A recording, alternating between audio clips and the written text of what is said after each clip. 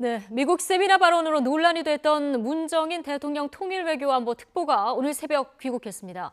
교수로서, 학자로서 생각을 밝힌 것일 뿐 그런 자문을 받아들일지는 대통령이 선택할 일이다 이렇게 얘기했는데요. 취재 기자와 함께 문정인 특보 발언 논란 정리해 보겠습니다. 이선아 기자 나와 있습니까? 네, 이선아입니다. 네, 문정인 교수가 오늘 새벽 일찍 돌아왔습니다. 당연히 기자들이 공항에 많이 나갔는데요. 상황이 어땠습니까? 네, 문 교수가 본인이 미국에 나가 있는 내내 국내에서 논란이 이어졌기 때문에 기자들이 많이 기다릴 거라고 예상을 했을 것 같습니다. 예. 본인은 학자로서 의견을 밝힌 거다 이런 입장을 반복했는데요. 긴 비행 시간 때문에 피곤하기도 했을 것이고 또 국내 논란 소식을 듣고 그래서인지 조금은 신경질적인 반응을 보였습니다. 공항에서 문 교수가 했던 말 직접 들어보겠습니다. 나는 특보이지만 연세대학 교수가 내 직업이고 내가 대통령에게 해주는 거는 자문을 주는 거예요. 내 자문을 대통령이 택하고 안 하는 것은 그분의 결정이라고. 그 정의용 씨. 그러니까 그 이상 얘기 안 할 테니까 그만. 나 피곤하니까 그만. 저 박미정의 예. 자, 문 교수는 계속 개인적인 발언이다 이렇게 주장을 하는데요. 그런데 대통령 특보입니다. 이걸 딱 잘라서 볼 수 있는지 이건 어떻게 봐야 합니까?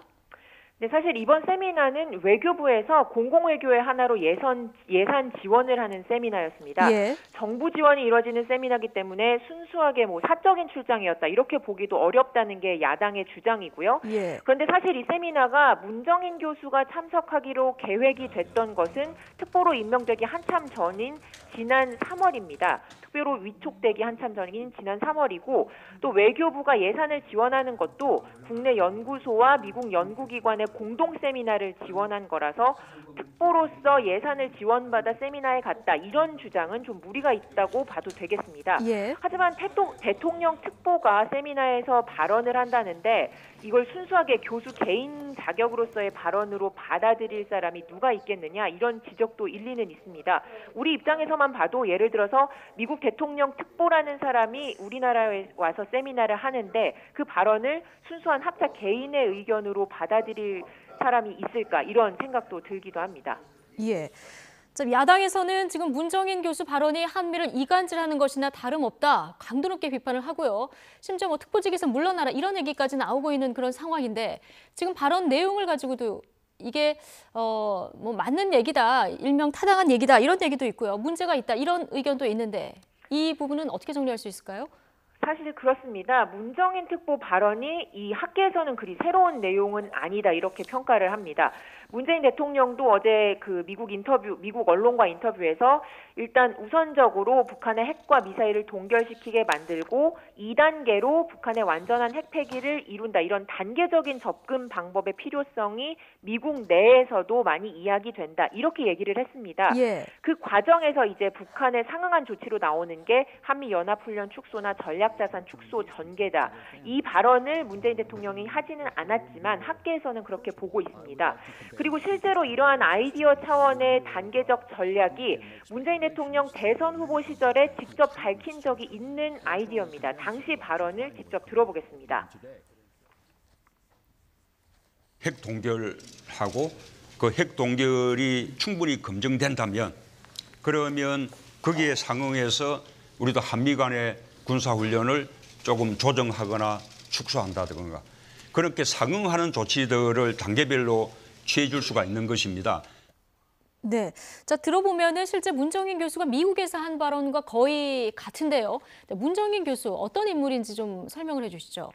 네, 흔히 햇볕 전도사라는 별명으로 불리는 인물입니다. 예. 2000년 6월 남북 정상회담 때 김대중 전 대통령을 수행해서 평양을 방문했고요. 또 7년 뒤 2007년 제2차 남북 정상회담 때도 특별 수행원으로 참여를 했습니다.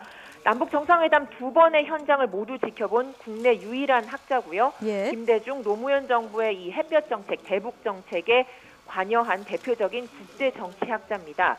또 문재인 대통령으로서는 2012년 대선 때부터 외교안보 자문을 받고 있다고 알려져 있습니다. 2012년 대선을 앞두고 10월 4일 14선언 5주년에 당시 그 대선 후보와 대담을 하기도 했었는데요.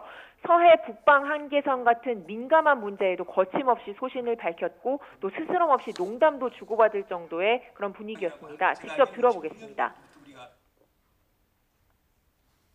서로가 이제 어떤 기싸움을 하고 있고 그런 건데요. 이게 또 국내 정치적 어떤 명분 싸움하고 또 관련이 됐기 때문에 그러는 것 같은데 이건 조금 현명하게 생각하면은 우리가 얘기하는 소위 영해의 개념이라고 하는 것 포기하지 않으면서도 그 서해에서 협력과 평화를 만들 수 있지 않을까 이렇게 생각이 됩니다.